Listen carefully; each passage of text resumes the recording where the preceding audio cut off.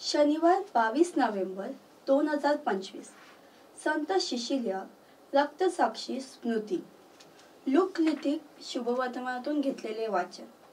पुनरुत्थान नाही असे म्हणणाऱ्या सदुक्यातील काही जणांनी जवळ येऊन येशूला विचारले, गुरुजी, मोशेने आम्हासाठी असे लिहून ठेवले आहे की एखाद्याचा भाऊ आपली बायको जिवंत असता निसंतान असा मेला तर त्याच्या भावाने त्या स्त्रीबरोबर विवाह करून आपल्या भावाचा वंश चालवावा.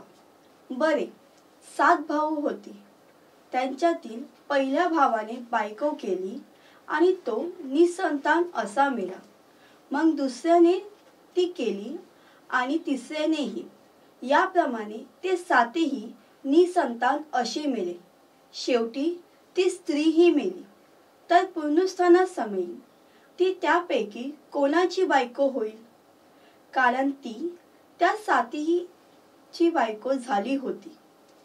येशूने त्यांना म्हटले, या युगातील लोक लग्न करून घेतात आणि लग्न करून देतात, परंतु ते युग आणि मेलेल्यातून पुनरुत्थान ही प्राप्त करून घ्याव्यास जे योग्य ठरतील ते लग्न करून देणारही नाहीत आणि पुढे मरणारही नाहीत, कारण ते देवदूता समान आहेत आणि पुनरुत्थान पावलेले अशामुळे ते देवाचे पुत्र आहेत.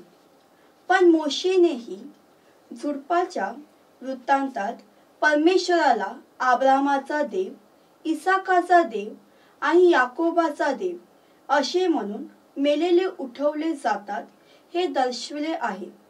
तो मृतांचा देव नव्हे तर जिवंताचा आहे, कारण त्याला सर्वच जिवंत आहे. तेव्हा शास्त्रातील काही जणांनी म्हटले, गुरुजी ठीक बोललात. पण ते त्याला आणखीन काहीही विचारण्यास धसले नाही. चिंतन. शिशिल्या एक पॅट्रिशियन खानदानी बाई, ख्रिस्ती श्रद्धेत वाढलेली होती व उत्तम गायिका होती. देवाच्या प्रतिकारात तिने कुमारीचे जीवन व्यतीत करण्यास निर्धार केले होते. वेलेनियन, एक पॅट्रिशियन बरोबर तिचे लग्न लावण्याचे तिच्या पालकांनी ठरवले होते. विवाहित म्हणून मला स्पर्श केला तर माझ्या सोबत असलेले देवदूत तुला छळतील. माझ्या कोमळाचा तू आधार केलास तर ते माझ्यासारखे तुझ्यावर प्रीती करतील. बाप्तिस्मानंतर वेलेनियनला शिशिल्याच्या समीप ते देवदूत दिसले. दोघांना त्यांनी गुलाब व लिलीच्या फुलाने मुकुटमंडित केले. पुढे ख्रिस्ती म्हणून त्याला व त्याच्या भावाला हुतात्म्य पत्करावे लागले. उकळत्या पाण्यात शिशिल्याला टाकण्यात आले, पण ती मेली नाही. पुढे कुऱ्हाडीने तिचे डोके व छातीवर प्रहार करण्यात आले.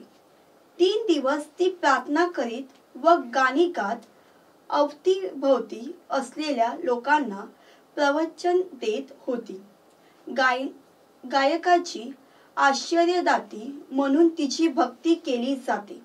शुभवर्तमानात पुनरुत्थान नाही मानणाऱ्या सदुकांना प्रभू येशू आगमनी जीवनात विवाह नाही म्हणून शास्त्र संदर्भ देऊन प्रामाणिक करतो.